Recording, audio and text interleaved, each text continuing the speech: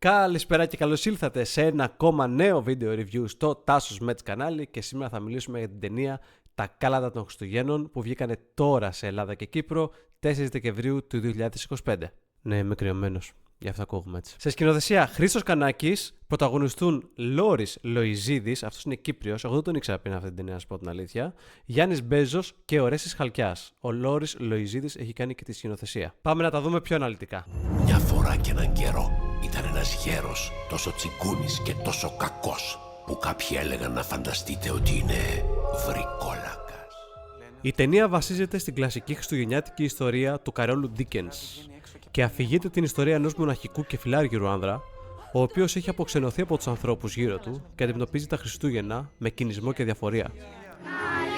Είναι Χριστούγεννα. Τα Χριστούγεννα πρέπει να τα περνάμε όλοι με τα αγαπημένα μας πρόσωπα. Την παραμονή των γιορτών δέχεται απροσδόκητες επισκέψεις συγκεκριμένα 3 πνεύματα που τον αναγκάζουν να έρθει αντιμέτωπος με το παρελθόν, το παρόν και το μέλλον του. Σας παρακαλώ. Ο μικρός μου γιος, ο Θωμάς, είναι άρρωστος. Χρειάζομαι χρήματα. Όχι. Μέσα από αυτές τις εμπειρίες, ο ήρωας αρχίζει να συνειδητοποιεί τα λάθη του, τις χαμένες ευκαιρίες και την αξία της ανθρώπινης επαφής.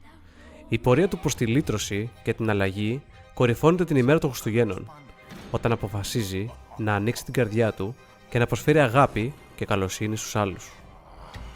Τι? Μόλις το ρολόι χτυπήσει μία... Τι? Σκάσε! Θα σε στοιχιώσουν 3 πνεύματα.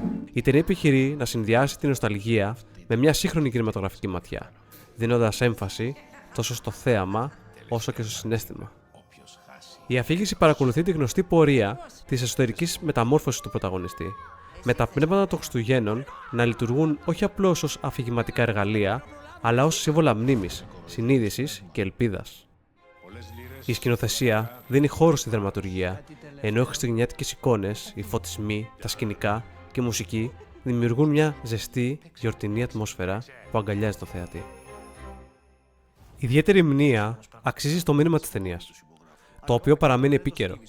Η αξία της προσφοράς, της ενσυναίσθησης και της δεύτερης ευκαιρίας. Αν και η ιστορία είναι γνωστή και ίσως προβλέψιμη, η ταινία καταφέρει να συγκινήσει, κυρίως χάρη στη συναισθηματική της ειλικρίνεια. Είστε καλά, κύριε Λικόργο. Τα κάλατα των Χριστουγέννων είναι μια ταινία που δεν προσπαθεί να επαναφεύρει τον μύθο, αλλά να τον αφηγηθεί με σεβασμό και κινηματογραφική φροντίδα. Αποτελεί μια ιδανική επιλογή για τις γιορτινές ημέρες, υπενθυμίζοντάς μας ότι το αληθινό πνεύμα των Χριστουγέννων βρίσκεται στην ανθρώπινη καρδιά. Παιδιά, κατά τη γνώμη μου η ταινία είναι πραγματικά καθαρό δεκάρι. Πηγαίνετε να τη δείτε χθες, πριν βγει από το σινεμά. Εντάξει, υπάρχει χρόνος ακόμα αναλόγως με το πότε βλέπετε το βίντεο φυσικά. Αλλά πρέπει να τη δείτε τώρα εντός Χριστουγέννων, μες στο πνεύμα. Πηγαίνετε οποιοδήποτε, δεν ξέρω αν έχετε παιδιά, φίλους, οτιδήποτε.